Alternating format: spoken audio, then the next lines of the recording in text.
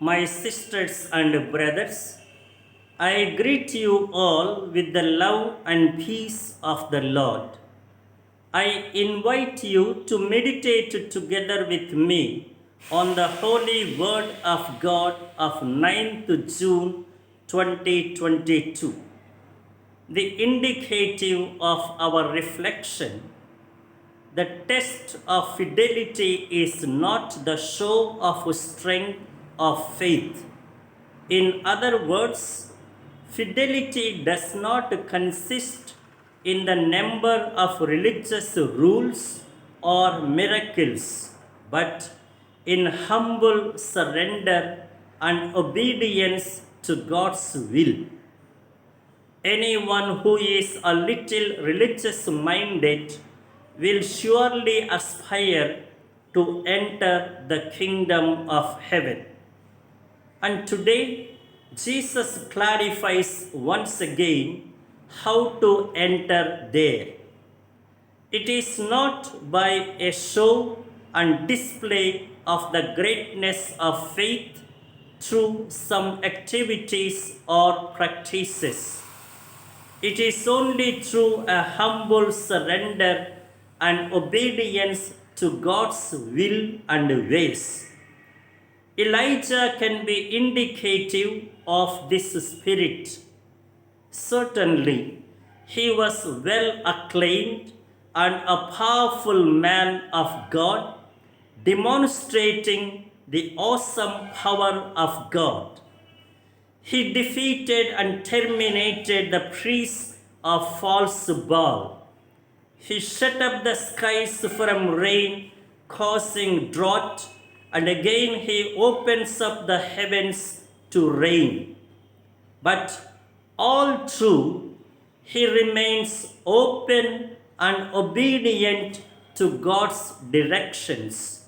We read, Elijah went up to the top of Mount Carmel.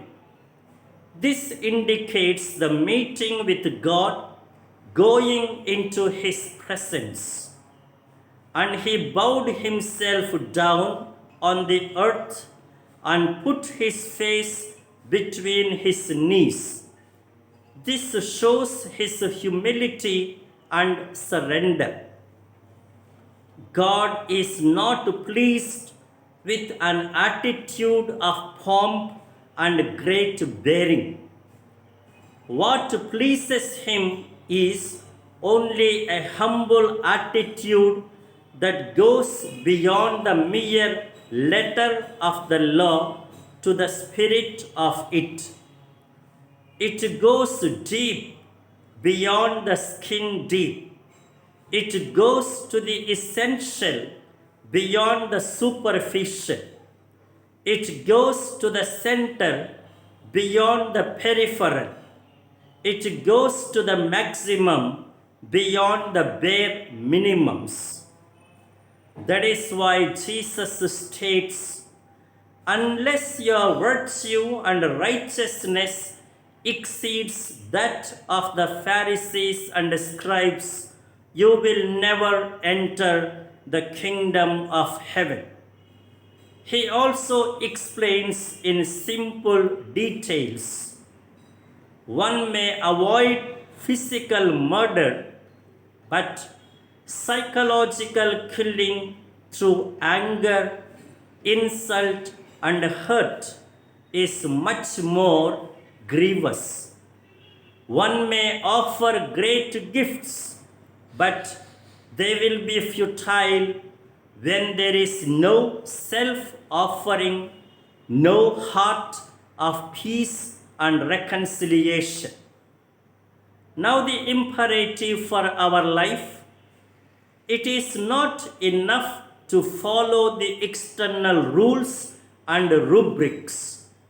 The rituals and offerings that we do must bring about an interior change and renewal. To be truly religious is to be deeply righteous.